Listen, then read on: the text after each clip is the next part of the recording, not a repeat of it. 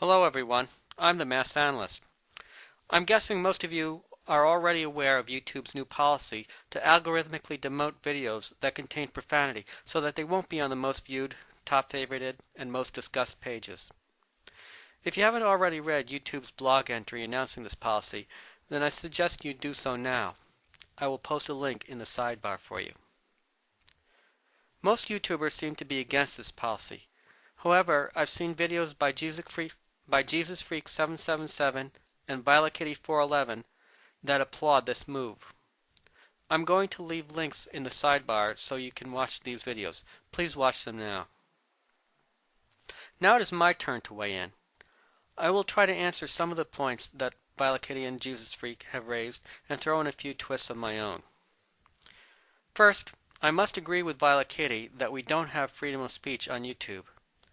YouTube can set whatever rules they want for this website, and we have no recourse because the First Amendment does not guarantee us a right to say what we want on YouTube's property. YouTube is a private business, and the First Amendment does not guarantee us the right to say what we want on their turf. However, I strongly disagree with her conclusion that YouTube's exercising their right to censor videos with foul language is the right thing to do. I will be approaching this from several angles, but before I do that, I want you to note that there is a reason to oppose YouTube's latest policy in addition to the free speech issue. I'm going to be posting a link to a very short video by Rozeboosjes in which he observes that YouTube's policy sends the wrong message to children. It teaches children that the form of a message is much more important than its content, and this is exactly the wrong thing to teach them. Now, there are several reasons why I think YouTube's plan to automatically demote videos containing profanity is a bad idea. It's not that I enjoy profanity for profanity's sake. If you watch my videos, you will see that I seldom use profanity. I have used it on rare occasions to get my point across, but I think profanity is greatly overused on YouTube and in the world at large. And here's why. About 20 years ago or so, William Safire wrote on this very topic. And he pointed out that profanity used to be used much less often back in the 50s and before. There were certain words you just didn't use in polite society, and these words were never heard on the air. And in a way, this was a good thing, because back then, words like shit and fuck and bitch had real shock value. If you heard someone say these words, you would sit up and take notice because they had a real impact back then. But these words are so overused today that they have lost their ability to shock people. So when you hear someone cursing 20 times in a video, day in and day out, you become desensitized to it. The words have lost their shock value, and that's a damn shame, because language needs words that can shock and cause alarm, because the world can be an ugly, shocking place. We could banish all curse words forever, and it would be no loss if the world was just made up of rainbows and butterflies and unicorns. But the world is not made up of rainbows and butterflies and unicorns, and sometimes ugly words are necessary to convey ugly events. That's why I personally don't curse unless I want to convey a particularly intense feeling. Cursing for the sake of cursing diminishes the power of these words, so on that principle alone, I am against the overuse of profanity. But as I said, the world is not made of rainbows and butterflies and unicorns, and automatic demotion of videos containing curse words can give a distorted view of the world. It can also undermine one of YouTube's primary missions. YouTube prides itself on being the world's largest town hall for political speech. But in order to have worthwhile political speech, we must have an informed public. Unfortunately, algorithmically demoting speech just because it contains profanity can work at cross purposes against its goal. The Watergate tapes were laced with presidential profanity. If Watergate happened again today and someone posted the tapes to YouTube, should they be demoted from the most viewed list just because they contain profanity? If anything, the fact that the president used profanity when talking about his political enemies makes them all the more newsworthy. And if anyone managed to surreptitiously videotape a Catholic priest today talking about how much he liked to fuck little boys, Should YouTube automatically censor this video just because it contained the word fuck? It is an ugly fact that perversion has run rampant in the Catholic Church, and talking about it makes people feel uncomfortable.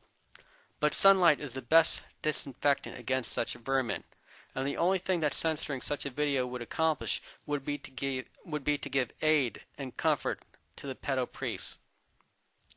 It is better to have such videos posted on the most viewed list because problems like this are more likely to be solved only when they are brought into the open. Now, VioletKitty, I'm going to ask you to do a thought experiment. You will no doubt find this experiment in poor taste, shocking, disgusting, and offensive. I acknowledge all this, but I ask you to please bear with me nonetheless. I'm not asking you to follow me on this thought experiment because I want to shock or offend.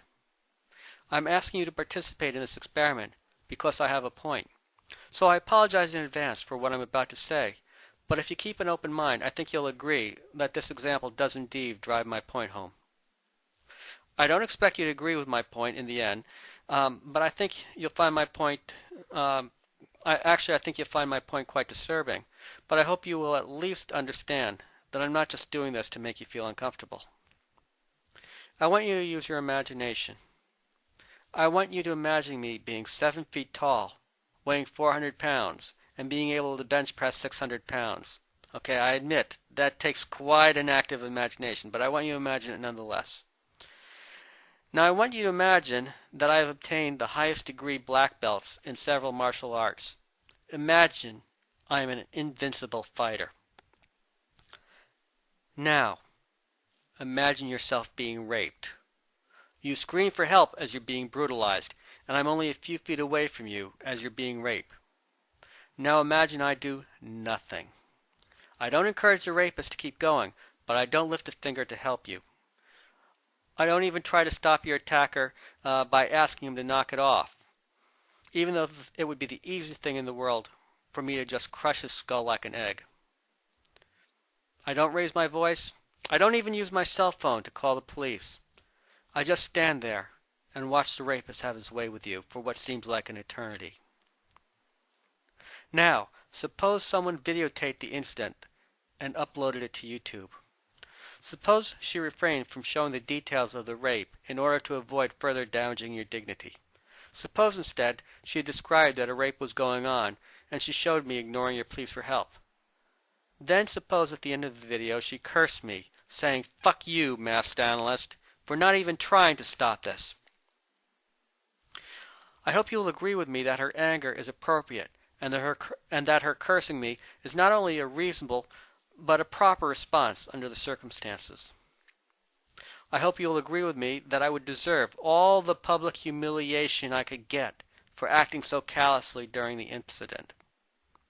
Her cursing at me and my humiliation might even serve as an example to others. Who knows? Maybe someone's life would be saved if the video inspired another witness. If the video inspired another witness to a rape to call 911. So tell me, VioletKitty, do you think such a video should be algorithmically demoted just because its producer cursed me out? And which would be the real obscenity? The profanity used in the video, denouncing my inaction, or my failure to act while I watched you being raped? The world is not made of rainbows and butterflies and unicorns, and language should be free to reflect that fact. Let me give you another example.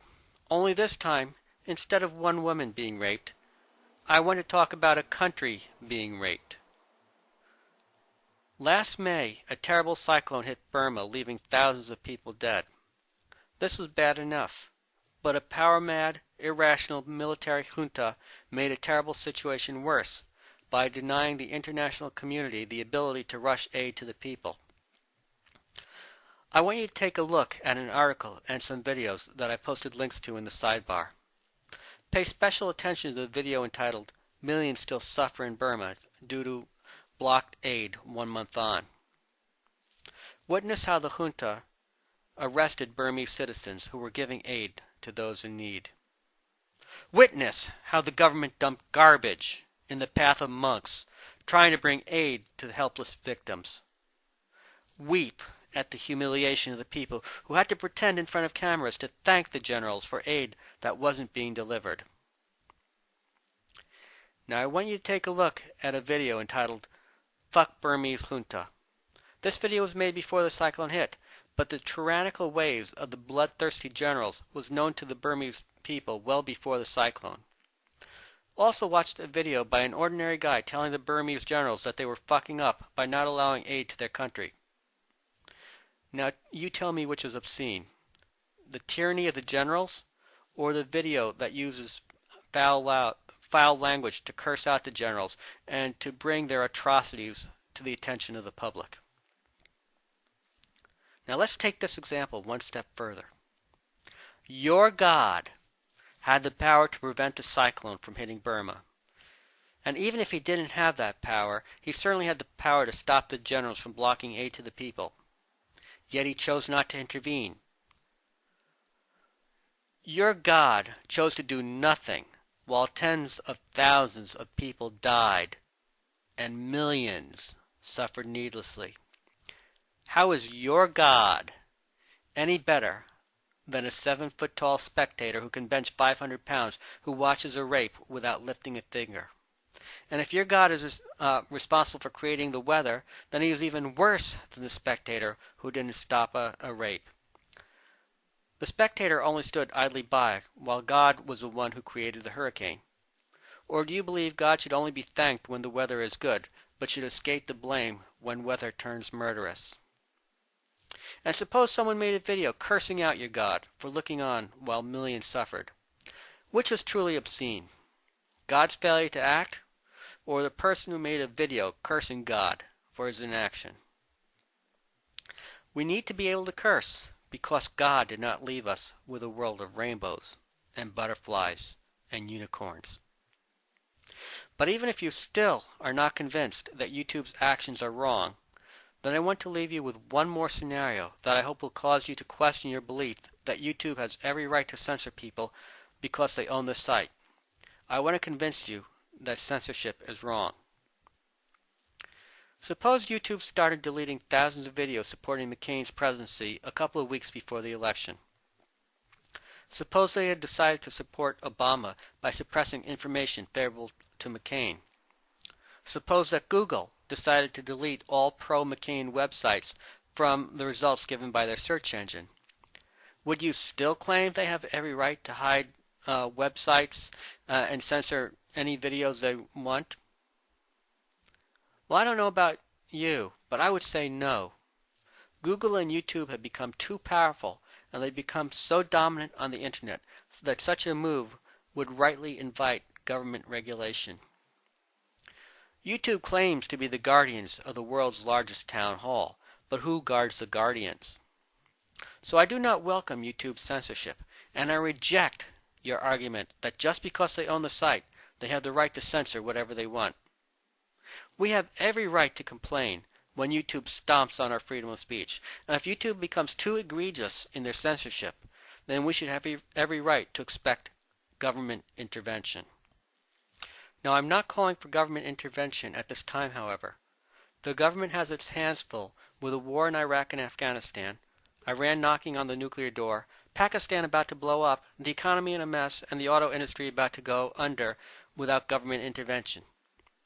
Now is not a good time to be adding still another burden to government's plate.